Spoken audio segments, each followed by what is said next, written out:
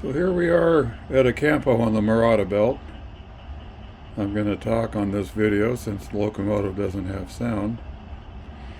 But we have the perishable extra job 4637 getting his air test here at the Victor Cold Storage Plant. And this is my latest creation. This was a brass Alco Models S6 that I picked up about 40 years ago.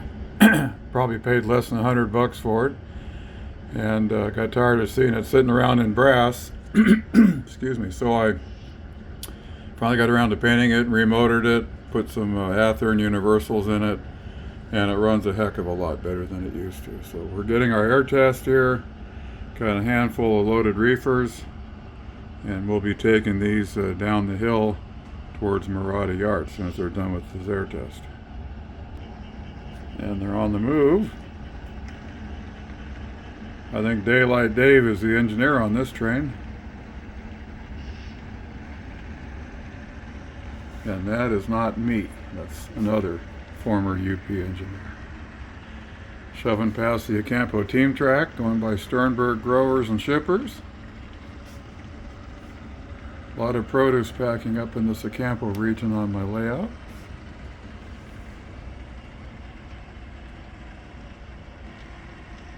Crossing's clear. Keep on coming there, Daylight Dave.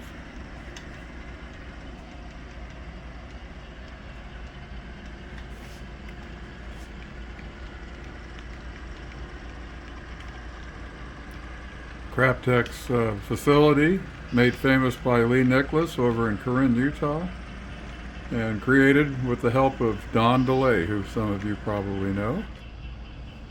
Oh, we have a stalled out locomotive here. Well, I guess they must be getting a switch.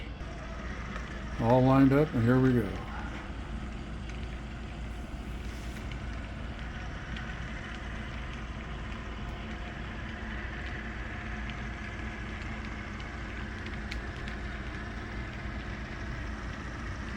Ridgewood Mill Complex in the background.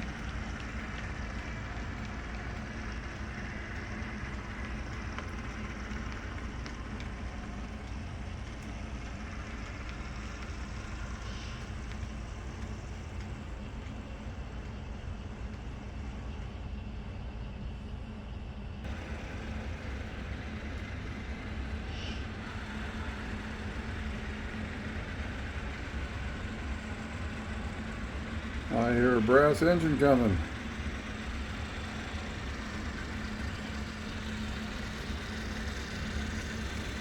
This 4637 is actually a locomotive I worked on when I was a brakeman on Central California Traction Company. It was the SP 1273 after the 1965 renumbering. I worked on it during about 1975-76.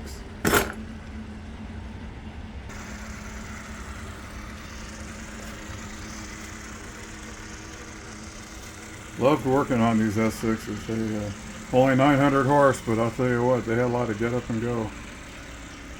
And I actually got to sit at the throttle for a few minutes one night, even though I wasn't promoted. But I guess this was probably the first engine I actually operated.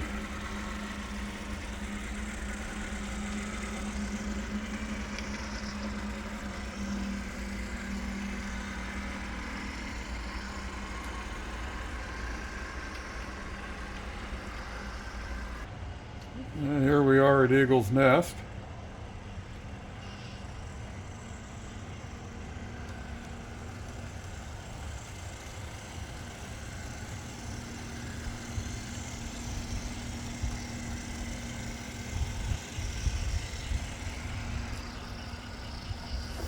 Going by the Larson Quarry, created by my good friend Jerry Larson.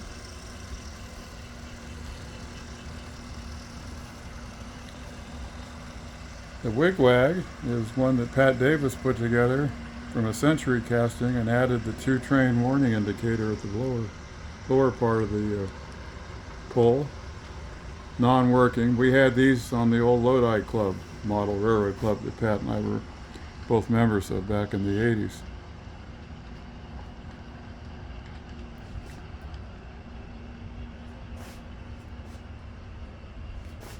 And I think we got a train about to come out of this portal here. This is the third of three spirals on the layout that help the railroad gain elevation, keeping the grade manageable.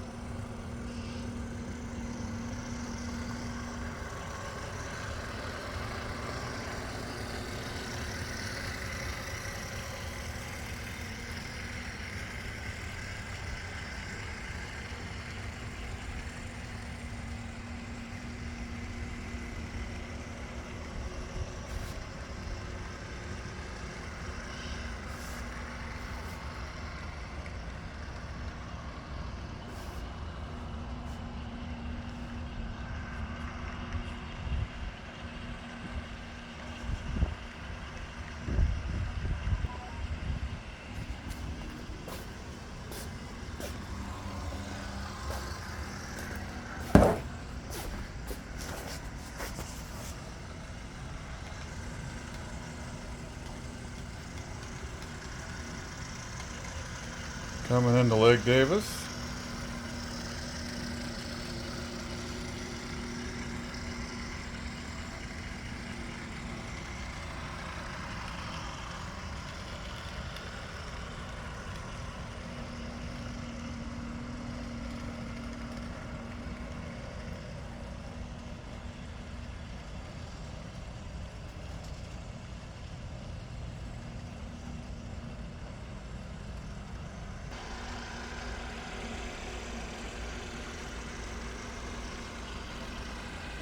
Gonna have to pull this engineer out of service for not blowing the horn at these crossings.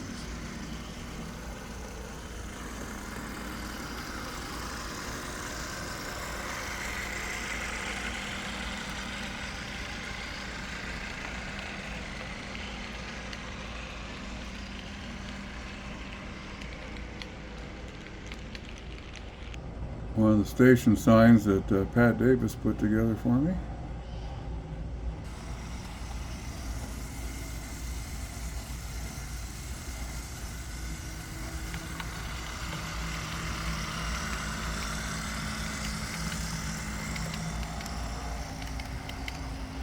And our fisherman been battling this rainbow trout that's been on his line now for, gosh, several years.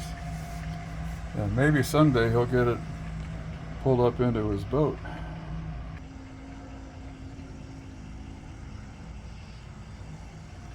Here we are at Junction City, crossing probably the busiest road on the railroad. Of course, they have a no whistle zone here, quiet zone.